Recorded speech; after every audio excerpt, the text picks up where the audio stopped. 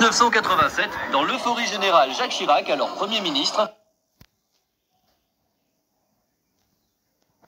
inaugure le premier parc de loisirs français, Mirapolis. Au niveau pas de charge, on fait juste des photos ici. Le parc ouvre à Cergy-Pontoise, au nord-ouest de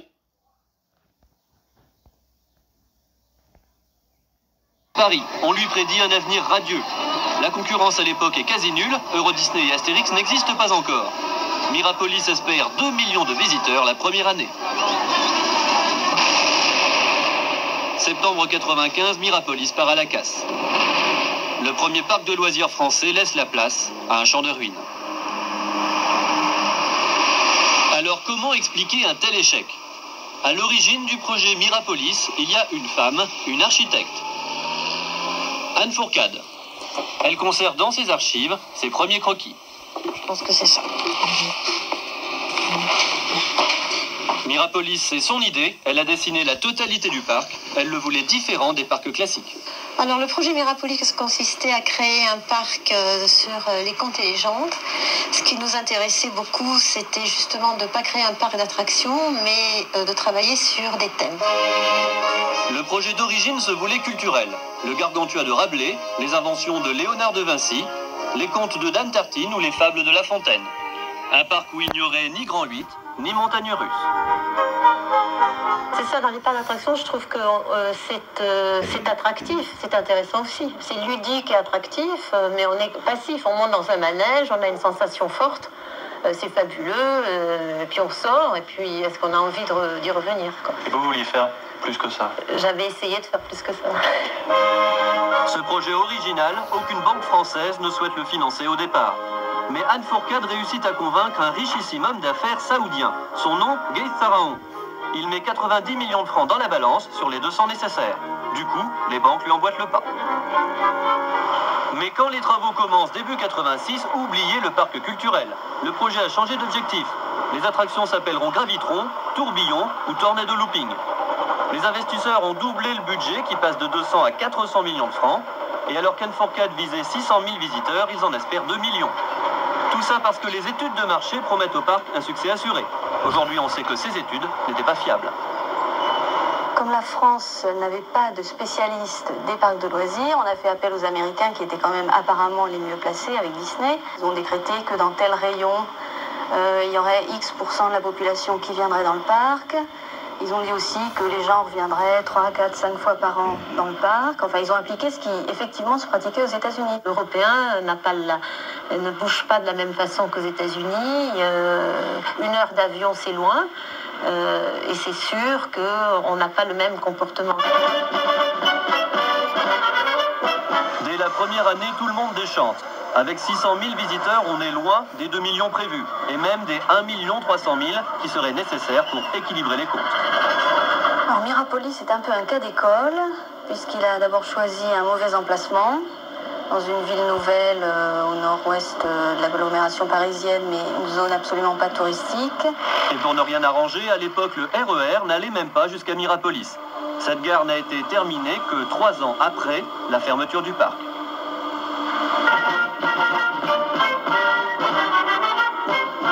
Mais on y croit, et la deuxième année, on réinvestit même 100 millions de francs. La fréquentation passe à 1 million de personnes, pas mal, mais c'est encore insuffisant pour rentabiliser le parc.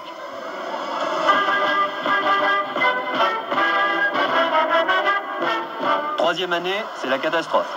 Le nombre de visiteurs est retombé en dessous des 700 000. Cette fois, le parc est incapable de rembourser ses dettes. Mirapolis dépose le bilan. De nouveaux investisseurs ont tenté de relancer le parc pendant encore 2 ans, sans résultat. En 1992, Mirapolis a fermé définitivement ses portes. Les 50 hectares qu'il occupait sont toujours à l'abandon.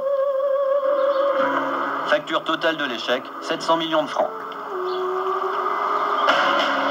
700 millions perdus par une douzaine de banques et d'investisseurs qui avaient cru au projet.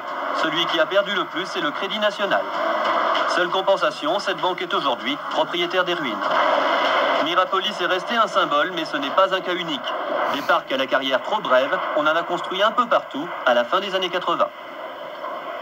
Par exemple, pour l'année 87, qui a quand même été la plus productive, nous avions recensé une quarantaine de projets de parcs à thème, que ce soit sur le thème de l'aventure, des hautes technologies, Alors que jusque-là, des il n'y avait rien. légendes. Jusque-là, il n'y avait rien. Chaque région s'est penchée sur le secteur, chaque banque a nommé son monsieur loisir, chacun a vu que le voisin s'y intéressait. Et comme à Mirapolis, on...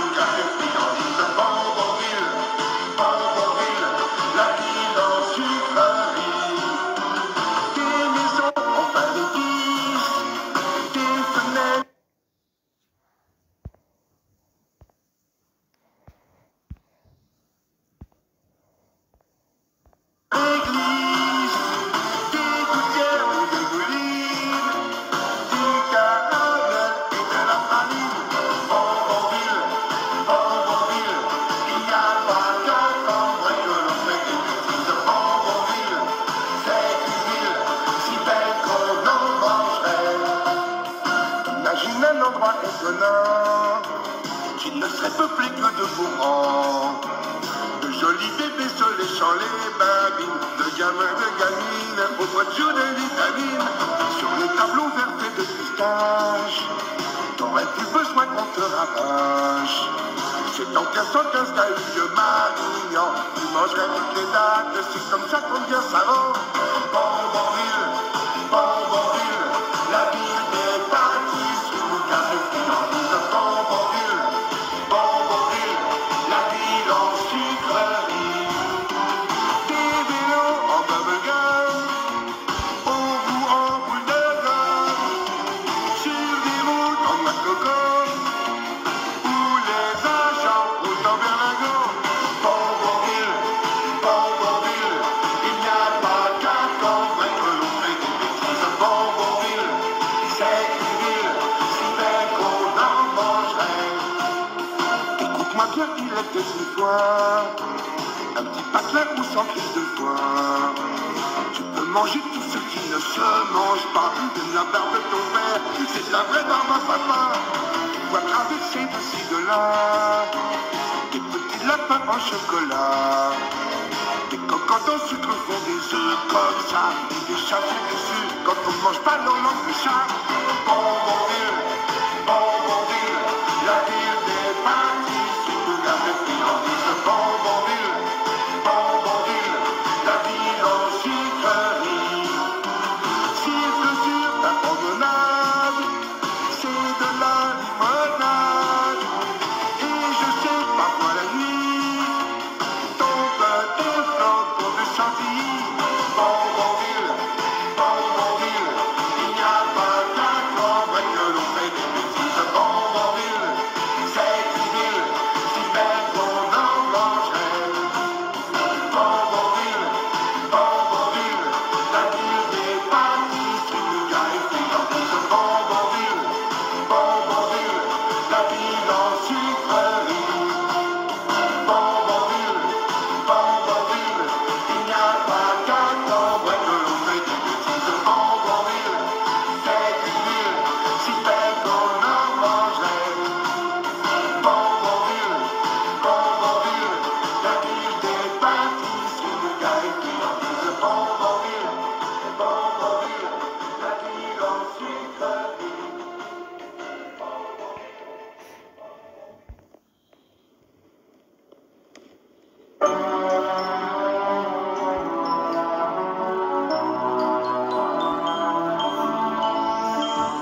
Chez Dame Tartine, devinez ce qu'il y a. Il y a des croissants sublimes et des biscuits comme ça. Il n'y a pas de margarine, de vieux croûtons rassis. Tout est extra extra, tout est exquis. Chez Dame Tartine, il y a du bon chocolat qui fume dans la cuisine, ça sent bon, oh là là. Le petit pain croustille et la brioche au fond, papa sur les papilles de ton petit garçon. On y vient en bande à l'heure du goûter, gourmands et gourmandes, prêts à s'éclater. On demande ce qu'on veut, elle exauce tous nos vœux. Chez Dame Tartine, la famille affamée ne craint pas la famine, pas besoin de réclamer. C'est mieux que la cantine, bien mieux qu'à la maison. D'ailleurs, c'est sans comparaison. Chez Dame Tartine, tu oublies tes leçons, ta maman son régime, ton papa son bidon, et tout le monde se régale de tartes et de baba. On n'a pas la fringale quand on sort de là-bas.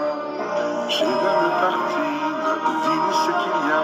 Il y a des croissants sublimes et des biscuits comme ça. Il n'y a pas de margarine, le vieux crouton récit. Tout est extra, tout est exquis. Chez Dame Tartine, tout le monde y reviendra. Romain, Martin, Martine, Nicole et Nicolas. Pour vous tous un ice cream, un gros gâteau pour moi. Et pour Dame Tartine, ni pipi.